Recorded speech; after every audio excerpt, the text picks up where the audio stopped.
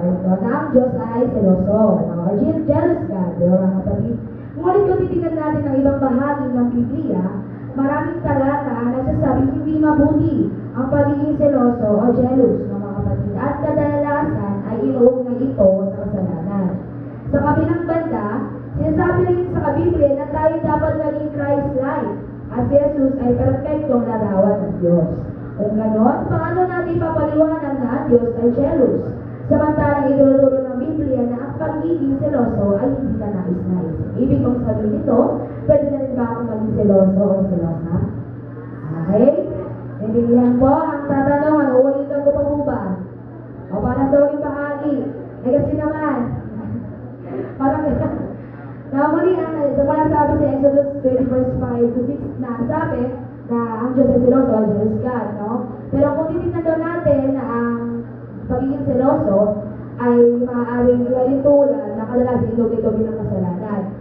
Sa kabilang banda, sinasabi rin ng Biblia na dapat daw tayo maging Christ-like at si Jesus ang perpekto larawan ng Diyos. Kung ganon, paano natin papaliwanag na ang Diyos ay jealous? Samantalang tinuturo ng Biblia na ang pagiging seloso ay hindi kanais-nais. Ibig kong sabihin, ay pwede na rin ako o tayo na maging seloso o selosa. Okay? May nais po bang magbahagi sa pultong ito? Ano? Meron? Ayan, Brother Jayan, meron ka ba? Ano ka ba? Kasi ayaw na naman na ating mahal Panginoon.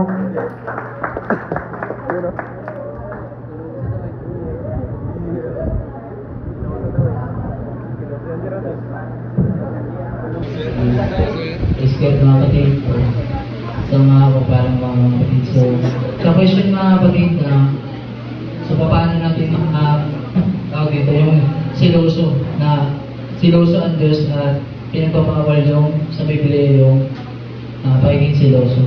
So ang term kasi dito mga kapatid, hindi siya jealous mga kapatid. Sa Panginoon, ang kalikasan ng Panginoon, ayaw niya na siya ay may kahati. Kasi sabi doon na, love your Lord with all your mind, with all your soul, with all your heart, ang buong puso mga kapatid na wala tayong ititira. Yun yung nais ng Panginoon sa kanya. Kasi sabi niya rin doon sa kanyang utos mga kapatid, huwag kang magkakaroon ng ibang Diyos liban sa akin. Kaya nais ng Diyos na buo natin siyang pagtingkuran. So sa term naman mga kapatid ng pinagbabawal yung pagiging siloso mga kapatid is sa term na ang siloso kasi ito mga kapatid is pagiging ang mahiling tulad ito is inggit mga kapatid. No? Kasi minsan yung pag may kasama tayo mga kapatid, no? Katulad si example dito mga kapatid, si Abel at si Cain mga kapatid. So isang handog mga kapatid na ang isa ay naghandog ng isang buhay na pasasalamat na handog sa Panginoon. At isa naman ay naghandog ng walang buhay mga kapatid. Ang isa ay kinalugdan ng Panginoon at yung isa naman ay hindi tinanggap ng Panginoon. Yung mga kapatid, parang nagkaroon siya ng selos mga kapatid. So inisip niya na baka ang Diyos ay may pinapaboran mga kapatid. Kaya nagkaroon ng galit mga kapatid at inggit sa kanyang puso mga kapatid. Yun po yung mga kapatid. Ayan, next po. Meron po ba na magbabahagi? Ay... Seryoso kasi ang mga kapatid. Dito po well, ang godly jealous na kapatid is pagka godly, yung pagkasapan natin yung godly jealous, it's purely not from the Lord. Ang Lord, ang Diyos natin, gusto tayong protektahan from chaos, from destruction. But if it's not a godly jealous, ito yung intention, yung interest is to compete. Ayan. Para mag-divide ng church. So kaya, pag jealous na pwedeng mag-lead to destruction, to chaos, that is not godly jealous. But it will lead us into a godly, a faithful, a holy Christian. That is God. So that's a simple, logical principle na pwede natin maging basis. Kung godly ba yung jealous or not godly jealous. So yun na.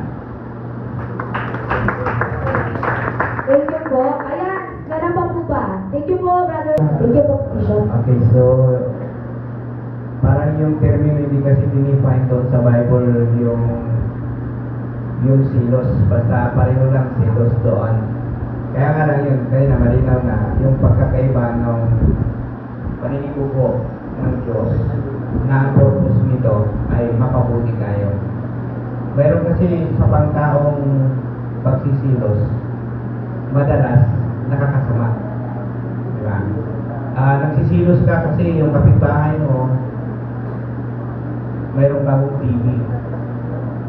Ikaw wala. Ang kapitbahay mo, parang ganun, grabe naman itong kapitbahay mo ito, kabibili pa lang ng sasakyan. Sumunod na buwan, di ba na namang sasakyan? Parang hindi na may pagkahalo na yun, hindi nagsisilos kasi wala siya. Yun ay distractive. Dapat wala tayo noon. So, sa mag-asawa naman, nakakabigay din kasi ng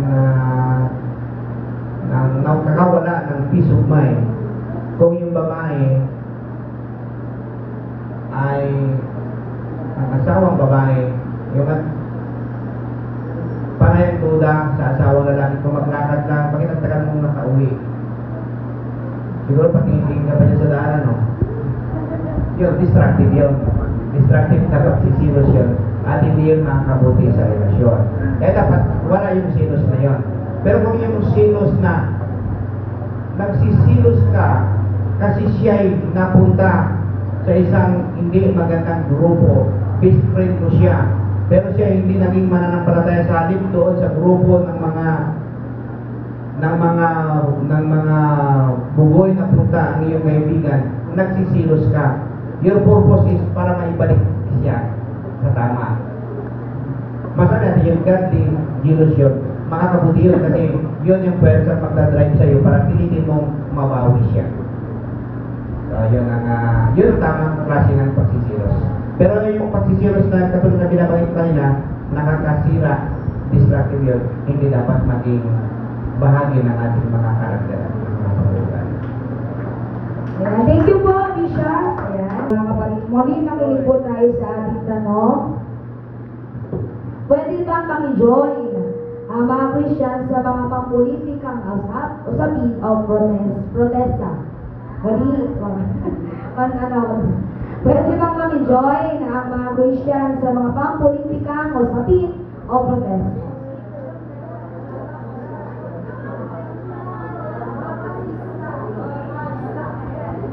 Kaya muli, ano ba ang tanong? Pwede ba maki-join ang mga Christian sa mga pampolitikong usapin o protesta?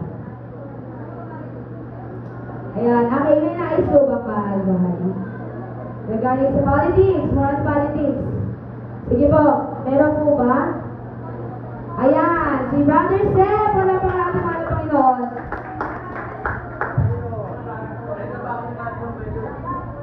Please, I'm Proverbs po, from Santo District, Pampanga Chapter. Ang sa akin naman po, kasi ang protesta, pakikipag-rally, ayon sa issue ngayon, para sa atin po, hindi po tayo bagay, makayolubilo sa kanila. Kasi nga po, ano po ba ang sinasamba natin? Diyos ng kapayapaan. Praise God, kasi iba-iba tayong paniniwala. May iba-iba tayong thoughts, kaya nga tayo binigyan ng mga sarili natin kaisipan o sarili kaalaman. Kasi, ang sa atin, kung makikipagtalo tayo, parang kung makikipagtalo tayo sa tao na malalim na yung kaalaman, parang kasamaan, parang pinanungan. Kumbaga yung tumataas sa isip niya is puro mali na, mahihirapan tayong paliwanagan at darating sa punto na magtatalo lang. So, pag nagtalo, minsan nasa Christian, minsan hindi ko naman nila lahat. May mga Kristiyano na dumarating talaga sa punto na napupuno, lalong-lalo na pag nababangga yung paniniwala natin o pananampalataya natin. Kasi as a Christian, siguro kilala din naman natin yung Kristiyano na namatay lang this recently, si Clark Kent. Tama ba? Yun, basta yun. Namatay siya dahil din sa laban sa gobyerno. Christian, laban siya sa meron siyang mga paniniwala na laban din sa gobyerno kasi ang pakikipag-debate niya hindi lang naman sa paniniwala ka sa tao paniniwala din as a Christian sa gobyerno. Amen, praise God. Pero naniniwala tayo na binigay ng gobyerno o ang pakikipagdating, binigay ng Panginoon ang gobyerno, at binigay ng ating mahal na Panginoon kasi binoto siya ng tao. Pero para sa akin, hindi talaga tama na makiayon tayo sa pakikipag-rally o pakikipag-debate sa ibang tao o pakikipag-protesta sa mga nangyayari sa ating lugar. Yun lamang po. Sabihin mo, nagpupuli ka sa Panginoon, tapos ginagamit mo din yung ano mo para sa hindi siya magandang bagay na makita ka doon. So, sabi dito sa Roma 12:2, katulog kayo magsinayon sa sanglibutan nito, kundi magsiba kayo sa pamamagitan ng babago ng inyong pag-iisip, upang mapatunayan ninyo kung alin ang mabuti at kaaya-aya at lubos na kalooban ng Diyos. So, ayun mga kapatid, kung maging kapulaanan siya, huwag natin gawin mga kapatid. Kasi sabi natin sa Biblia, kaya hindi ako nagkakamali sa Luke. Sabi, tinutuyan ng iba ang Panginoon dahil sa mga gawa natin. So, para maiwasan natin yun, pag-iba tayo ng pag-iisip at maging kaaya-aya tayo sa harapan ng ating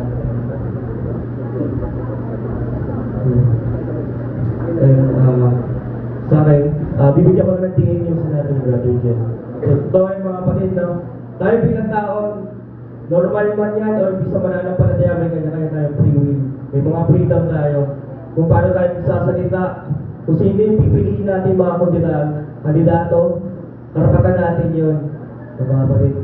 Pero ang tanong si Dito, bilang sa mananampalataya, maaari ba tayo sumang-ayon sa mga ganung bagay? Para sa akin, hindi mga kapatid. Dahil tayo bilang sa mga mananampalataya, dapat sa atin pa lamang nakikita na naluluwalhati natin yung Panginoon, mga kapatid.